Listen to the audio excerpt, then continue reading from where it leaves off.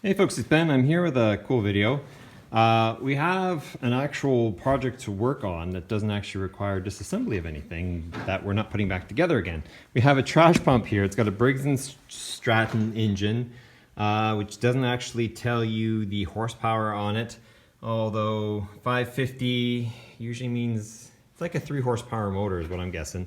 Usually with torque, you can divide it in half, add a couple pieces, and there you go. So it's about a 3 horsepower motor with an on and off thing. It's a trash pump, so it's meant to suck in 2-inch through this cam lock here and blow it out here, presumably. And the issue with the motor is fairly straightforward. It's locked up. Like, it doesn't move an inch, no matter how hard you pull on that. So the customer, aka brother-in-law, doesn't know what's wrong with it. Now, if it were an engine issue, I would tend to think that we'd get some sort of rotation out of it. Something, broke and you'd have clunking back and forth, stuff like that.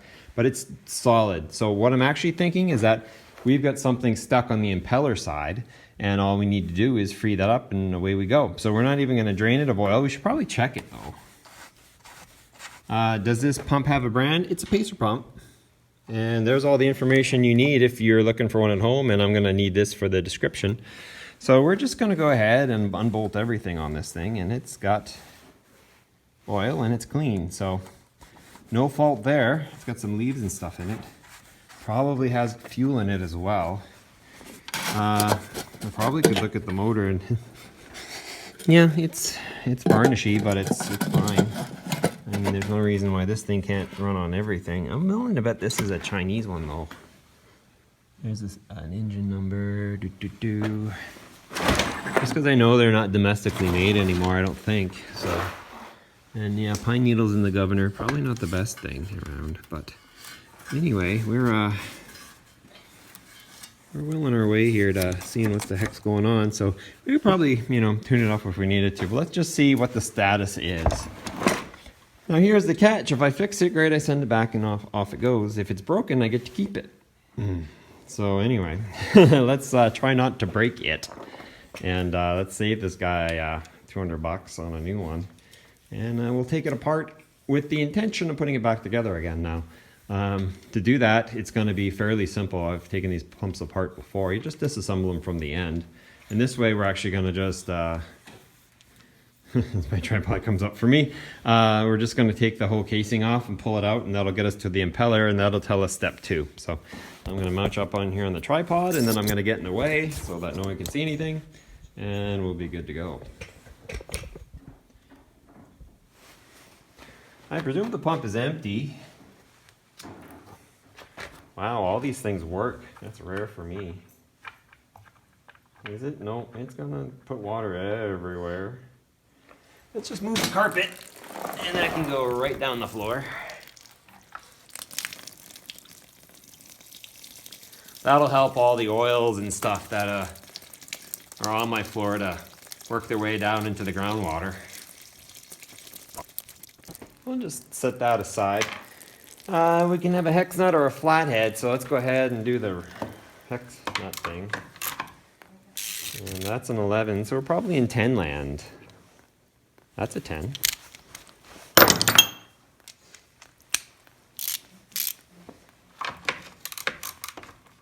No, not a 10. Smaller than a 10. Probably SAE, but we don't want to go there. There's another 10. Look at me in the 10s. I know what size that is.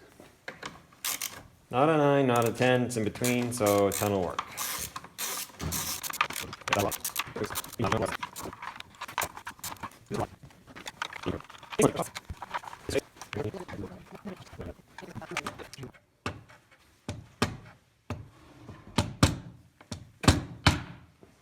There we go.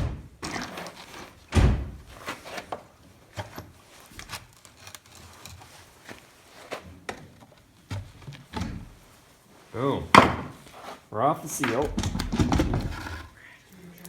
So we have our chamber, which has a check valve and a spider. Yeah, I knew there were spiders here. Okay, so that's fine. That's not going to affect our impeller. And actually, we have to get deeper still. So let's set this aside. Because we didn't do anything yet. Still hung up. So we can actually pull this impeller off. It's got one, two, a broken piece. That's not cool.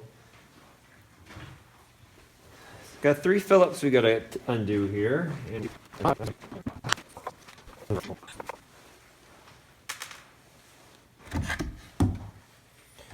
So here's our impeller assembly. It looks like that's supposed to be there.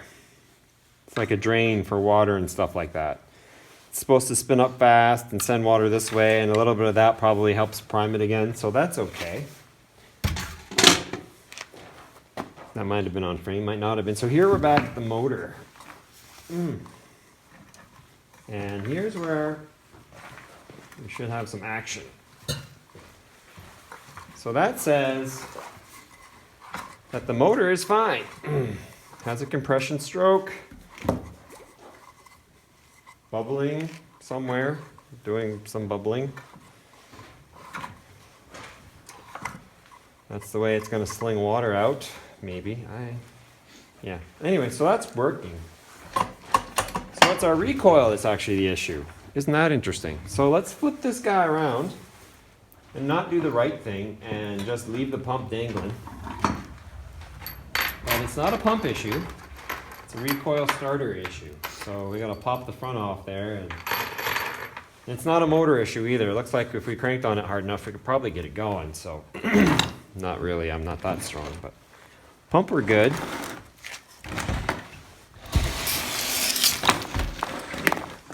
So we have our ratchet here, which, oh, look at that. What size that one is, what is it? It's a 5/16. So still an SAE motor. Still, nope, look at that. What's going on here? Recoil's not happy, but it is turning the motor over. So, do we?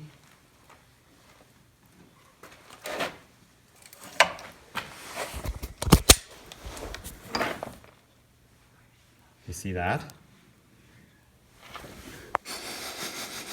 That is water coming out of the exhaust. Is it the exhaust? Where is it coming from? Yeah, it's dripping out of the bottom of the exhaust. That explains a lot. That this girl might have been hydrolocked. So we have a whole mess of water that came out of this thing, right? So the ratchet starter couldn't compress the cylinder that was full of water, which is why it was completely locked up. By taking the pump off, I was able to rotate the motor backwards probably, and what that did is it caused the exhaust valve to open and it to eject all the water into the muffler, so it's full of water. So that means we can fix it by pulling our plug and seeing how bad it is. So I'll get a socket, we'll pull that plug out and clean our way out, because look at that. It's not an easy life for this thing. It's all heat stuff there. Let me find a socket that fits that and we'll yank it out. 13/16 gets us where we need to be. And let's go ahead and righty-tighty, lefty-loosey this one. Oh, come on, why are you in there that tight? There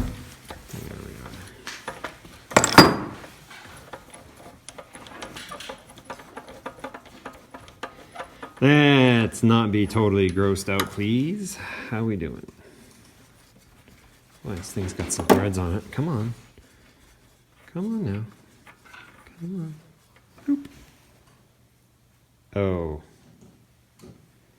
That's a little like a milkshake.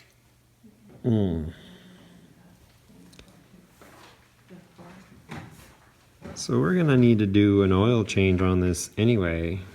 And it had clear oil in it, not realizing that that might be not oil. So that is just, I guess that's another test I could have done, is just to pull the spark plug and crank it over, but don't shoot at me. Yep. I said don't.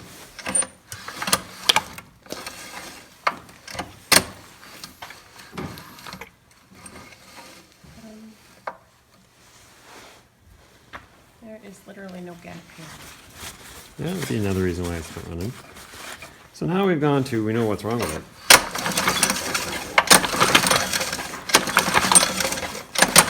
Immediately dump the oil, because we're definitely not good there. There is actually a little. So the spark plug had crap in it, so I was shorting it out, so that's not cool. So we got that opened up to 30 thousandths, which I guess is okay, and cleaned up very slightly. It's not a dirty plug, honestly. But we got a water contamination issue. It's still coming out of things. So I hopefully pulled it with a rag on it so it stopped spitting at me. Let's dump the oil, put some new oil in it, and then check for spark. And let's try to wreck the engine. We'll squirt some water down there, just to some oil. Bought this brand new for the Caprice. Tip. Here's video might be out before this one. This is for our winter release. So let's fill this full of oil and this full of oil and 10W30 Pennzoil in the big green jug. So I'm going to take and do a squirt of oil right down the hole. Just one pump will do. Probably the most oil this engine's seen in a little bit. I'm guessing we're still dripping out of the odds and ends of this thing. Let's drain the oil out and drop some new stuff in there under the hope that we didn't wreck a bearing.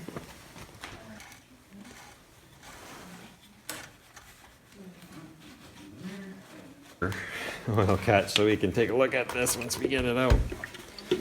Come on, y'all, let's go. Oh no, look at that, it is sludgy. Chocolate milk's coming out right now. Oops, don't spill on my stuff. Quit that. So this is our oil. It's a wonderful shade of water and oil. Completely awful. So what I'm going to do in this scenario is actually take some not simple green, seafoam. We're going to slosh it around in there a little bit, pour it back out. Then we're going to throw oil in it and hope for the best. Okay, so let's pour some seafoam in this thing. Just going to give it a shot with no real hope in doing too much. But like I said, we'll slosh it around, pour that stuff out.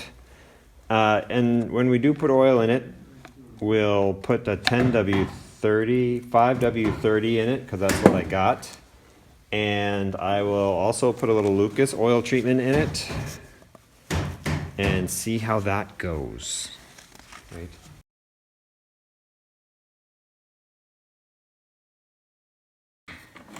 It's a 10. Nice. Wrong way.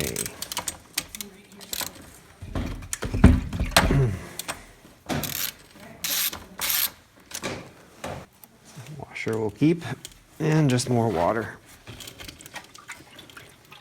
Or seafoam. Yep.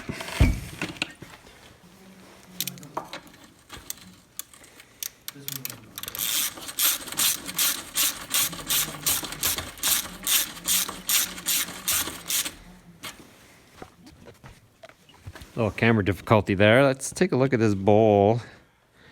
See what's going on. Survey hopefully says nothing. It's not dripping yet. Oh. And it's floating like water. So we got that going for us. That does not smell like gas. So we're gonna have to drop this thing, unfortunately, and take the bowl right out. So we've got the intake system poorly put back together again. We're gonna leave this wide open because we don't need it for now. Turn the gas back on. This gas smells nasty. But probably okay. I don't know if I want to waste seafoam on it yet. We might be pumping it out. Let's just hold off on that. I think I might pump it out and then put some actual gasoline in there. But let's see if we have any sparkles. So my spark plug has run away from me. It's gone. Oh, here it is. It's under stuff. And we'll set it against something metal here. And I'm gonna bring in, and you're not gonna see anything, but we'll give it a spin anyway. Do I hold on to it? Am I that brave? Sure, why not? Got no compression, it's gonna spray oil all over me. Oh, yeah, it did again, that son of a... It did have a spark. What a dink, where's that coming from? Oh, it's coming back from the muffler. I see what we're doing here. Come on, recoil, don't be a dink. Thank you. Yeah, let's put a rag here again. Jeez, so much water. Give it a good yankaroo and see if we can... Yeah, lots of spark. That's good news. How we'll turn it off, I don't know. These are not good for the governor assembly. I'm just saying it out loud. I gotta get my little hooks and... Oh, that did it. Okay. That's better. Not done, but better. Okay, so let's put the plug back in. There. Now we'll drop the Sparkomatic 76. Come on out. Come on, thank you. Put the Sparkomatic 76 in here.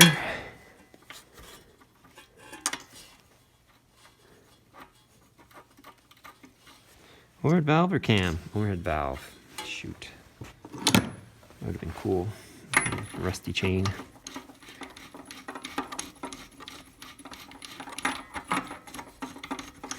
Now I don't know how well this impeller wants to run without water, but I don't actually care. If it pumps, it pumps. This motor is ETA dead until we can actually get it to run again. We're gonna have fuel system issues, 100%. We got spark and compression. If we can get the sparky sparks to happen, we'll be doing okay. The fuel make it happen or make fuel happen. I guess I'm ready to go. All right. Yeah, sure. That, choke, why not?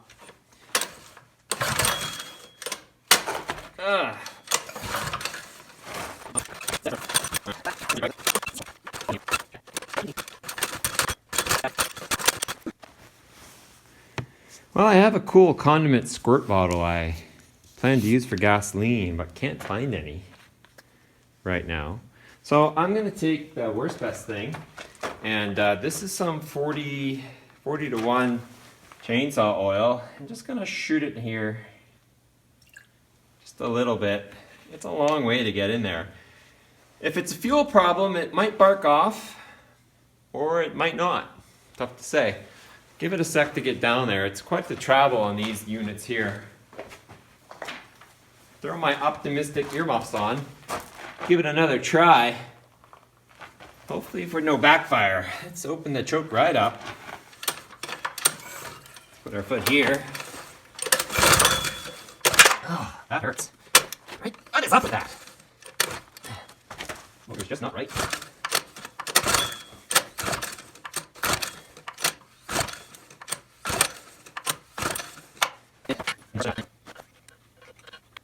The plug is soaking wet to the extent that it actually has stuff bridging the gap again. It's probably oil that I squirted in there. Let's pound on it a little bit here.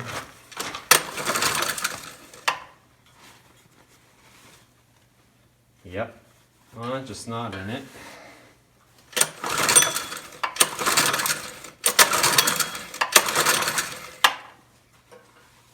So we're gonna do the wrong thing and crank this thing over by the pump,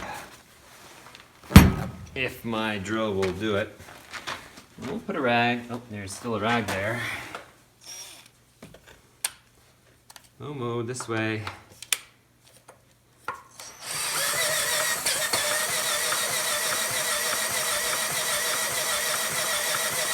See if we can't, let's double check spark again. Not put oil in it. Lots of spark. Pulls nice.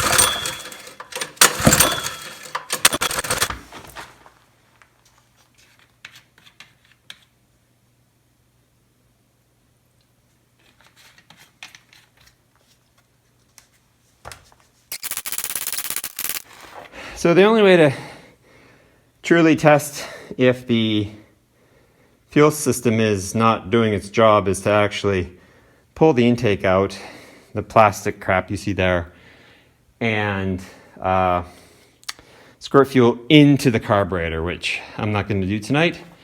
So we'll call it a break and go from there. So we'll catch you in a little bit.